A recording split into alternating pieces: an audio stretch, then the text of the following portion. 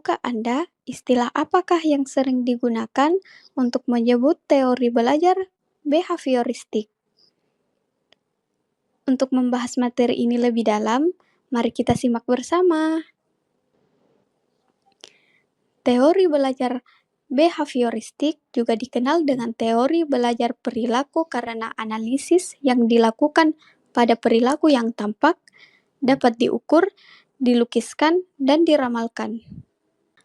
Belajar menurut teori ini adalah perubahan perilaku manusia yang disebabkan oleh pengaruh lingkungan. Behaviorisme ingin mengetahui bagaimana perilaku individu dikenalkan oleh faktor lingkungan, artinya lebih menekankan pada tingkah laku manusia. Individu dipandang sebagai makhluk reaktif yang memberikan respon terhadap lingkungannya. Dari sinilah muncul konsep manusia mesin atau homo mechanicus.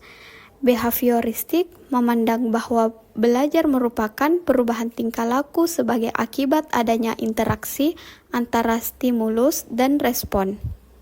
Peserta didik dianggap telah belajar jika bisa menunjukkan perubahan tingkah lakunya. Misalnya, siswa dikatakan bisa membaca jika memiliki mampu menunjukkan keterampilan membaca. Menurut teori ini, yang terjadi di antara stimulus dan respon tidak penting diperhatikan, karena tidak dapat diamati dan tidak dapat diukur. Jadi, yang bisa diamati hanyalah stimulus dari guru dan respon dari siswa.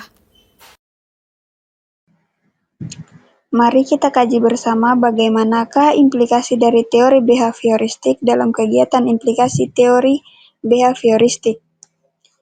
Teori behavioristik dalam pembelajaran menekankan bahwa pengetahuan bersifat tetap, pasti, dan terstruktur rapi. Belajar dipandang sebagai proses memperoleh pengetahuan, sedangkan mengajar adalah memindahkan pengetahuan dari guru ke siswa.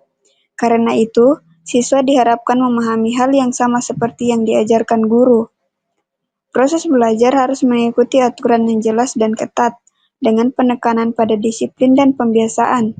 Keberhasilan belajar biasanya dihargai, sedangkan kesalahan diberi hukuman. Kontrol pembelajaran ada di luar diri siswa, sehingga mereka berperan sebagai objek yang harus patuh pada aturan. Materi pembelajaran lebih menekankan pada fakta-fakta keterampilan terpisah serta mengikuti urutan kurikulum secara ketat. Aktivitas belajar biasanya berupa laporan, kuis, atau tes untuk mengukur sejauh mana siswa dapat mengungkapkan kembali apa yang dipelajari. Haisandai kemudian merumuskan peran yang harus dilakukan guru dalam proses pembelajaran, yaitu membentuk kebiasaan peserta didik. Jangan berharap kebiasaan itu akan terbentuk dengan sendirinya. Berhati-hati jangan sampai membentuk kebiasaan yang nantinya harus diubah, karena mengubah kebiasaan yang telah terbentuk adalah hal yang sangat sulit. Jangan membentuk kebiasaan dengan cara yang sesuai dengan bagaimana kebiasaan itu digunakan. Teori ini menekankan evaluasi pada kemampuan peserta didik secara individual.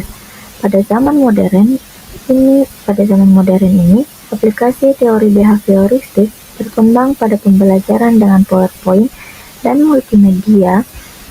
Pembelajaran dengan PowerPoint cenderung terjadi satu arah. Materi yang disampaikan dalam bentuk PowerPoint disusul secara rinci dan bagian-bagian kecil, sementara itu pada pembelajaran dengan multimedia peserta didik diharapkan memiliki pemahaman yang sama dengan pengembang materi, disusun dengan perencanaan yang rinci dan ketat. Dengan urutan yang jelas, latihan yang diberikan pun cenderung memiliki satu jawaban yang benar. Oke, itu tadi pembahasan kita mengenai teori belajar behavioristik dan bagaimana implikasinya dalam kegiatan pembelajaran.